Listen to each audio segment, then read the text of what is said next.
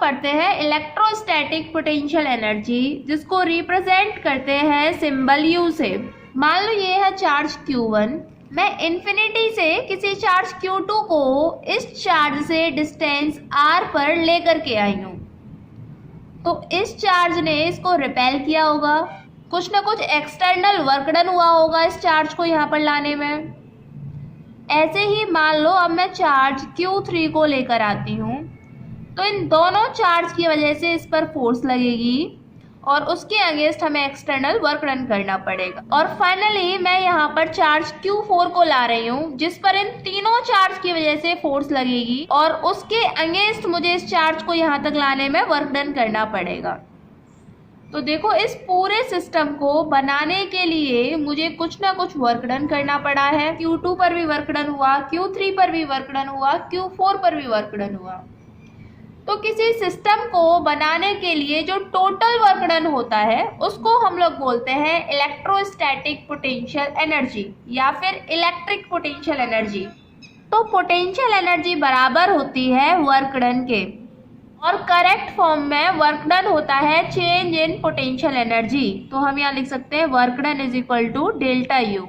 Delta मतलब change की बात कर रहे हैं। तो हम इलेक्ट्रिक पोटेंशियल एनर्जी को डिफाइन कर सकते हैं as external work done required to assemble the charge particles from infinity to a given configuration. Infinity से इस पर्टिकुलर कॉन्फ़िगरेशन में लाने के लिए कितना वर्क डन हुआ, ये है इलेक्ट्रिक पोटेंशियल एनर्जी। और आप लोगों ने वर्क डन कितना पढ़ रखा है, work done is equal to Q into V। तो पोटेंशियल एनर्जी भी क्या हो जाएगी, Q into V। Work done की यूनिट क्या होती है, जूल। तो पोटेंशियल एनर्जी की भी यूनिट क्या हो जाएगी, जूल। तो देखो फॉर्मूला कैलकुलेट करते हैं पोटेंशियल एनर्जी का। ये है चार्ज Q और मैं Q2 को इन्फिनिटी से पॉइंट P तक लेकर आई हूँ और इन दोनों के बीच का डिस्टेंस मान लेते हैं R है। तो जब Q2 यहाँ पर आया है तो कुछ ना कुछ वर्क डन हुआ होगा, और वर्क डन किसके अगेंस्ट हुआ होगा, इस चार्ज ने जो फोर्स लगाई उसके अगेंस्ट। तो हम वर्क डन कैलकुलेट कर लें तो पोटेंशियल एनर्जी भी आ जाएगी। वर्क डन होगा Q इंटू V, और ये Q कौन सा, जिसको लेकर के आ रहे हैं Q2, और पोटेंशियल किसकी वजह से है, फर्स्ट की वजह से। तो देखो Q2 potential due to Q1 कितना, KQ upon R, KQ1 upon R। तो वर्क डन कितना आ रहा है, KQ1 Q2 अपॉन R। अब वर्क डन इतना है तो पोटेंशियल एनर्जी भी यही होती है। तो पोटेंशियल एनर्जी का फॉर्मूला हो गया KQ1 Q2 upon R। Potential energy between two charges is KQ1 Q2 upon R। अच्छा, यही अगर चार्जेस एक Q1 है और दूसरा माइनस Q2 हो तो पोटेंशियल एनर्जी कैसे लिखोगे, KQ1 और साइन लगाओगे, क्योंकि पोटेंशियल एनर्जी भी स्केलर क्वांटिटी है तो साइन पुट किया जाए। अब देखो क्वेश्चन करते हैं और समझते हैं। तो एग्जाम्पल नंबर 2.3 उसका बी वाला पार्ट पढ़ो, वो हम लोगों का रह गया था। अब हम लोगों ने पोटेंशियल एनर्जी पढ़ ली है तो हम उसको कर सकते हैं। क्वेश्चन में पूछा है कि हमें साइन बताना है पोटेंशियल एनर्जी डिफरेंस का बिटवीन Q एंड P। यानी क्या पूछ रहा है, UQ यानी potential energy at Q minus potential energy at P, इसका साइन बता रहा है। तो आप लोग निकालो, पोटेंशियल एनर्जी को क्या लिख सकते हैं, Q इंटू V, और पोटेंशियल कहाँ का, Q का, और पोटेंशियल एनर्जी एट P को लिखेंगे Q इंटू VP। अच्छा, उसने चार्ज ले रखा है नेगेटिव, तो चार्ज हो गया नेगेटिव, और यहाँ पर ये वाला चार्ज भी कैसा, नेगेटिव। अब ये माइनस माइनस प्लस हो जाएगा, ये हो जाएगा Q इंटू VP, और ये हो जाएगा माइनस Q इंटू VQ। तो इसको आप लोग कैसे लिख सकते हो, Q कॉमन ले लो इंटू VP माइनस VQ, और VP माइनस VQ इसका साइन कैसा था, पॉजिटिव, तो ये वैल्यू कैसी आ जाएगी, पॉजिटिव। ऐसे ही आप लोग पोटेंशियल एनर्जी डिफरेंस निकाल सकते हो A और B के बीच का, UA माइनस UV। इसको कैसे लिखोगे, minus Q into VA minus Q into VB, minus minus plus, तो इसको कैसे लिख दोगे, Q into V B minus Q into V A, Q common, V B minus V A, और V B minus V A का sign कैसा, positive, तो ये वैल्यू भी कैसी आ जाएगी, पॉजिटिव। अब आए आप लोगों को ये साइन समझ में। चलो एक और क्वेश्चन करते हैं। मान लो आपको एक ट्राइंगल दे रखा है, ये है इक्विलेटरल ट्राइंगल, सभी साइड इसकी एल है, और इस पर चार्ज रखा हुआ है Q, माइनस Q और Q, और आप लोगों को क्वेश्चन बोलता है calculate total potential energy of this system. इस सिस्टम की टोटल पोटेंशियल एनर्जी निकालनी है। तो देखो कैसे निकालते हैं। मैं इस वाले चार्ज को 1 मान रही हूँ, इस वाले चार्ज को 2 मान रही हूँ और इस वाले चार्ज को 3 मान रही हूँ। तो सिस्टम की पोटेंशियल एनर्जी निकालने के लिए सबसे पहले आप लोग पेयर बनाओ, क्योंकि हमें तो दो चार्जेस के बीच की पोटेंशियल एनर्जी का फॉर्मूला पता है बस। तो देखो करेंगे कैसे। पहला और उसके साथ में दूसरा चार्ज, फिर फर्स्ट और इसके साथ में पेयर बनाओ थर्ड वाले का। पहले के साथ दोनों के पेयर बन गए, अब लो सेकंड वाले को 2 के साथ में 3 का बनाएंगे। अच्छा 2 के साथ में 1 का क्यों नहीं बना रहे, क्योंकि ये पहले बन चुका है। चाहे 1 और 2 लिख दो, चाहे 2 और 1 लिख दो, एक ही बात है। अब ये आया 2 और 3 का। अब 3 का किसी के साथ में पेयर बनेगा क्या, नहीं। 1 के साथ में पहले ही बन चुका है, 2 के साथ में भी बन चुका है, तो ये वाला पेयर नहीं बनेगा। तो टोटल पोटेंशियल एनर्जी बराबर होगी इन सब के सम के बराबर। निकालो 1 और 2 के बीच में K Q1 Q2, Q2 कितना, माइनस का Q, डिस्टेंस कितना L। 1 और 3 के बीच में प्लस K, Q और 3 भी Q, डिस्टेंस कितना L। 2 और 3 के बीच में K minus Q into Q upon L, तो ये हो जाएगा minus KQ square upon L plus KQ square upon L minus KQ square upon L। कितना ये, minus 2KQ square upon L plus KQ square upon L, तो ये कितना आ जाएगा, minus KQ square upon L। इतने जूल पोटेंशियल एनर्जी। अब आप लोग क्वेश्चन निकालो example number 2.4 of NCERT। Question पढ़ो जरा, उसमें 4 चार्ज दे रखे हैं, Q minus Q plus Q और माइनस Q। ये A है, ये कॉर्नर B, ये कॉर्नर C, ये कॉर्नर D। साइड दे रखी है स्क्वायर की D। A वाले पार्ट में पूछ रहा है find the work required to put this arrangement. तो जब आपसे वर्क पूछ रहा है तो आपको क्या निकालना है, सिस्टम की पोटेंशियल एनर्जी। इसी मेथड से सबसे पहले पेयर बनाओ, पहले वाले का पेयर दूसरे वाले के साथ, इसको 1 मान लो, इसको 2 मान लो, इसको 3 मान लो, इसको 4 मान लो। तो पहले वाले का दूसरे के साथ प्लस, फिर पहले वाले का तीसरे के साथ, पहले वाले का चौथे के साथ। अब सेकंड वाले को पकड़ो, फर्स्ट के साथ बन चुका है, आगे वाले को देखो अब थर्ड के साथ में और फोर्थ के साथ में। ऐसे ही फिर अब थर्ड वाले का फोर्थ के साथ में। अब फोर्थ वाले का तो बनेगा नहीं, क्योंकि उसके तो सबके साथ पेयर बन चुके हैं। को हम लोग कैलकुलेट कर देंगे और टोटल वर्क डन आ जाएगा इस सिस्टम को बनाने के लिए। इसमें आपको ध्यान क्या रखना है, 1 और 2 डिस्टेंस D लोगे, लेकिन 1 और 3 वाला जब निकालोगे तो डिस्टेंस D नहीं लेना है, ये वाला डिस्टेंस लेना है। ये D पाइथागोरस से निकालोगे तो ये कितना, √2D।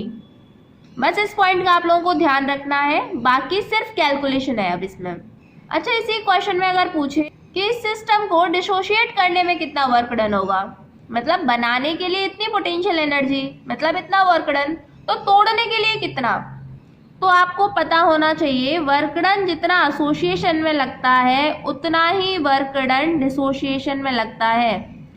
अगर इसको बनाने में 5 जूल वर्क डन हुआ है तो तोड़ने में भी 5 जूल होगा, बस आपको साइन नेगेटिव रख देना है। जैसे केमिस्ट्री में आप पढ़ते हो ना, बॉन्ड फॉर्म हुई तो एनर्जी रिलीज होगी और अगर टूटेगी तो एनर्जी एब्जॉर्ब होगी। सेम यहाँ पर सिस्टम बना तो हमने वर्क डन किया, और अगर सिस्टम टूटेगा तो वर्क डन का साइन चेंज हो जाएगा। तो अगर डिसोसिएशन पूछे तो पहले पोटेंशियल एनर्जी निकाल दो सिस्टम की, उसमें साइन चेंज कर दो, वही वर्क डन हो जाएगी इन डिसोसिएशन। अच्छा अब आप लोगों से ये क्वेश्चन पूछे कि पहले ये वाला सिस्टम था, अब ये वाला सिस्टम है, मतलब अब उसने क्या किया है, चार्जेस के बीच का सेपरेशन 2D कर दिया है, तो एक नया सिस्टम बना दिया है। अब पूछे कि इस सिस्टम से इस सिस्टम को बनाने में कितना वर्क डन हुआ है, तो आप कैसे निकालोगे? आपको पता है वर्क डन होता है चेंज इन पोटेंशियल एनर्जी, यानी फाइनल जो सिस्टम बना है उसकी पोटेंशियल एनर्जी निकालो, पहले जो सिस्टम था उसकी पोटेंशियल एनर्जी निकालो और दोनों को माइनस कर दो। तो इसकी भी पोटेंशियल एनर्जी निकाल देंगे सिस्टम की। पहले पूरे पेयर बनाएंगे, पूरी पोटेंशियल एनर्जी निकलेगी। पहले वाले की हमने निकाल ली है और दोनों पोटेंशियल एनर्जी को माइनस कर देंगे। ये आप लोगों से क्वेश्चन पूछे नहीं है बुक में, अगर पूछता है तो इस तरीके के क्वेश्चन आपको बोर्ड्स में देखने को मिलेंगे। अच्छा, अब इस क्वेश्चन का बी वाला पार्ट देखो जो आपसे पूछा है। उसने बोला है कि इस सिस्टम के बीच में वो एक चार्ज लेकर आया है Q नॉट, तो इसे लाने के लिए कितना एक्स्ट्रा वर्क डन हुआ है। तो आप लोगों से इस चार्ज के बारे में पूछ रहा है, इसे लाने के लिए कितना एक्स्ट्रा वर्क डन हुआ है, यानी इस चार्ज की पोटेंशियल एनर्जी निकाल दो। तो जितनी पोटेंशियल एनर्जी इस वाले चार्ज की आएगी उतना ही एक्स्ट्रा वर्क डन होगा। इसको मैं मान लेती हूँ ये है चार्ज 5, तो इसके पेयर बनाओ पहले। 5 1 के साथ में, 5 2 के साथ में, 5 वाला 3 के साथ में और 5 वाला 4 के साथ में। अब देखो 5 ये रहा, 1 ये रहा, जरा वैल्यू रखो। KQ into Q not, distance कितना लोगे? अब ये पूरा √2D और ये √2D का भी आधा, यानी √2D अपॉन 2, यानी हम लिख सकते हैं D अपॉन √2। ऐसे 5 का 2 के साथ लिखो, K into minus Q into Q not, distance same D upon √2, plus 5 का 3 के साथ K Q into Q not, distance same D upon √2, plus K into minus Q into Q not upon D upon √2। तो आप लोगों को देख के समझ में आ रहा है ये प्लस का ये माइनस का कैंसिल आउट, ये प्लस का ये माइनस का ये भी कैंसिल आउट। तो टोटल पोटेंशियल एनर्जी आ रही है 5th वाले चार्ज की 0, यानी Q नॉट चार्ज को पॉइंट E पर लाने के लिए कोई वर्क डन नहीं हुआ है। तो आपको ध्यान में क्या रखना है, अगर सिस्टम की पोटेंशियल एनर्जी पूछे तो आपको पेयर बना लेने हैं। अगर एक चार्ज के लिए पूछ रहा है तो सिर्फ उस चार्ज के पेयर बनाने हैं, ये ध्यान में रखने वाली बात है। तो एक और क्वेश्चन करते हैं, एग्जाम्पल नंबर 2.5। क्वेश्चन में आपको दो चार्जेस दे रखे हैं, 7 माइक्रोकूलम और -2 माइक्रोकूलम, और इसको बता रखा है ये प्लेस्ड है -9 सेंटीमीटर पर और ये +9 सेंटीमीटर पर, बीच में कहीं ओरिजिन है। अच्छा, तो इन चार्जेस के बीच का सेपरेशन कितना है? ये -9 पर, ये +9 पर, सेपरेशन कितना हो जाएगा? 18 सेंटीमीटर। लोगों से पहले पार्ट में पोटेंशियल एनर्जी पूछी है सिस्टम की, तो आप निकाल सकते हो K Q1 Q2 upon R। Distance आपको पता है, Q1 Q2 आपको पता है। अच्छा, इसके सेकंड वाले पार्ट में पूछ रहा है कि इन्हीं दो चार्जेस को अगर इन्फिनिटी तक लेके जाया जाए, मतलब इन दोनों चार्जेस को हम लोग बिल्कुल सेपरेट कर रहे हैं, तो कितना वर्क डन होगा? पता है वर्क डन होता है change in potential energy, final minus initial. Finally कहाँ पर लेके गए हो? इन्फिनिटी पर। इन्फिनिटी पर इन दोनों चार्जेस के बीच की पोटेंशियल एनर्जी कितनी? K Q1 Q2 upon R, और डिस्टेंस कितना है? इन्फिनिटी। इनिशियली अभी ये जो सिस्टम रखा हुआ है तो इसकी पोटेंशियल एनर्जी तुम लोग कैलकुलेट कर लोगे, उसे यहाँ पर रख दोगे K Q1 Q2 upon R। अच्छा, 1 अपॉन इन्फिनिटी, ये तो 0 हो जाएगी, तो पोटेंशियल एनर्जी कैलकुलेट होकर के -K Q1 Q2 upon R। अब इसका C वाला पार्ट देखो, उसने बोला है, तो जरा इस क्वेश्चन को समझो। अभी तक हम लोगों ने जब भी कोई सिस्टम बनाया है तो एक्सटर्नल इलेक्ट्रिक फील्ड नहीं लिया है, चार्जेस का अपना खुद का इलेक्ट्रिक फील्ड था, उसके अगेंस्ट वर्क हुआ है। अब क्या है? एक्सटर्नल इलेक्ट्रिक फील्ड है। अब इसमें हम लोग लेके आ रहे हैं पहले चार्ज 7 माइक्रोकूलम को, तो क्योंकि पहले इलेक्ट्रिक फील्ड था तो कुछ ना कुछ एक्सटर्नल वर्क डन अब हुआ होगा। वर्क डन कितना? Q इंटू V, तो आप लिख लोगे वर्क डन हो जाएगा Q इंटू V इस केस में, Q 7 माइक्रोकूलम। अब हम लेके आए हैं चार्ज -2 माइक्रोकूलम को, और इनके बीच का सेपरेशन है 18 सेंटीमीटर। ये अगर ओरिजिन था तो ये कितना? 9 सेंटीमीटर पर रखा है, और ये भी 9 सेंटीमीटर पर रखा हुआ है। ये -9 था, ये +9 था। तो एक वर्क डन तो एक्सटर्नल फील्ड के अगेंस्ट हुआ होगा, एक वर्क डन इस वाले चार्ज की वजह से, यानी एक्सटर्नल इलेक्ट्रिक फील्ड की वजह से वर्क डन, और work done Q into V, और जो इन दोनों चार्जेस की पोटेंशियल एनर्जी होगी या वर्क डन होगा एक वो K Q1 Q2 upon R। यानी जब भी कहीं एक्सटर्नल इलेक्ट्रिक फील्ड होगा तो आपको कुछ एक्स्ट्रा वर्क डन और लिखना है दोनों चार्जेस का, Q into V, Q into V। अब देखो वैल्यू क्या रखोगे।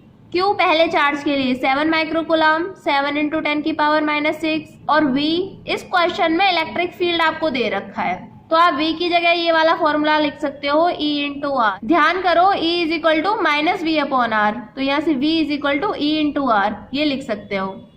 ऐसे ही Q इस वाले की जगह 2 इंटू 10 की पावर -6, चार्ज के साइन का आप लोगों को ध्यान में रखना है, into potential E into R plus KQ1 Q2 upon R. अब इलेक्ट्रिक फील्ड की वैल्यू दे रखी है A अपॉन आर स्क्वायर, और एक आर ये है, ये भी तो डिस्टेंस है, एक आर से एक आर गई, प्लस -2 इंटू 10 की power -6 electric field A upon R square into R, ये आर भी cancel, KQ1 Q2 upon R. ये आप लोगों ने A वाले पार्ट में कैलकुलेट की है और ये वैल्यू आ रही है -0.7। अच्छा, A की भी वैल्यू क्वेश्चन में दे रखी है 9 इंटू 10 की पावर 5, ये एक कॉन्स्टेंट है, तो 7 इंटू 10 की पावर -6 इंटू 9 इंटू 10 की पावर 5। अब डिस्टेंस कितना रखोगे, डिस्टेंस तुम लोग रखोगे जो ओरिजिन से डिस्टेंस है 9 सेंटीमीटर, और अगर मीटर में रखें तो 0.09। सेम यहाँ पर -2 इंटू 10 की पावर 6 इंटू 9 इंटू 10 की पावर 5, डिस्टेंस 0.09 ओरिजिन से, प्लस माइनस का 0.7 जूल। इसको आगे जरा सॉल्व करें तो 9 इंटू 10 की पावर 5 कॉमन ले सकते हैं, 0.09 इसको भी कॉमन ले सकते हैं, अंदर देखो 7 इंटू 10 की पावर -6 माइनस 2 इंटू 10 की पावर -6, और ये -0.7 अलग से है, तो ये हो जाएगा आपका 50 - 0.7, यानी आंसर आएगा आप लोगों का 49.3 जूल। तो इस क्वेश्चन में आप लोगों को ध्यान में क्या रखना है, अगर एक्सटर्नल इलेक्ट्रिक फील्ड है तो जो दो चार्जेस के बीच की पोटेंशियल एनर्जी है वो तो होगी ही, इसके अलावा Q into V, Q into V जितने भी चार्जेस है उनका वर्क डन और लगेगा। तो आप लोगों को पोटेंशियल एनर्जी अब अच्छे से समझ में आई, तो आई होप आप लोगों को इलेक्ट्रिक पोटेंशियल और पोटेंशियल एनर्जी बहुत अच्छे से क्लियर हो गया है। So thank you students, and for your notes kindly check the description box.